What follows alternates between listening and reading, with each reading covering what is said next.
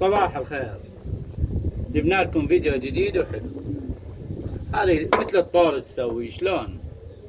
عندك اي شيء بالبيت، انجانه، جدر، اي شيء تالف. هسه انا هذا تالف جدر مزروف وسديته بالبري. الزرفه من اعلى مكان، انتبهوا، اعلى مكان. شد له طوافه سعرها ب1000 دينار. شد وبس تقعدها وتشدها، تزرفها بالبسمار. اذا بلاستيك احمي اي شيء على الطباخ وسوي. تسحب صونده من التانكي، تجيب الشده هنا، شديته بهاي الطريقه، شديته. هذا راح ينترس من وحده 24 ساعه متروس. قد ما التانكي بيه مي هو راح ينترس. هاي الطريقه. شو تسوي بعد؟ اذا عندك خشبه شيء خليه هنا، خشبه اي شان. ما عندي خشبه خلها دني حدايد وفطابوها حتى الطير لا يوقع، لا ينزل على الطوافه ويوقع بيها عصفور طير اي شيء. وجايب طابوقه ثانيه خاله هنا، يجي يوقف هنا ويشرب.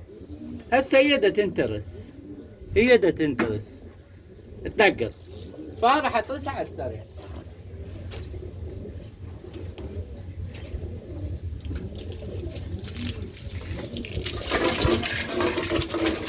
هسه اني ترست، هو يبقى متروس قد ما التانكي بيه مي.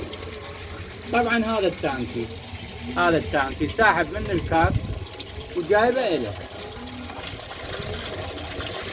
هذا تبقيه تريك بالسطح، حديقة، يجن طيور، عصافير، عندك طيور، عندك دجاج، يظل بالك على المي والدنيا حارة وصيف.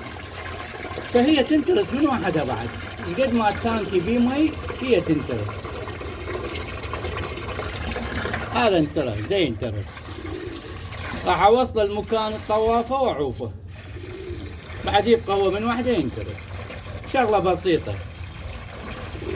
اي انجانة اي شي ما تريدوه، قلت لكم الزرفوه اعلى مكان ينزرف، وشد له طوافة ب1000 دينار هي كملت. هاي انترس.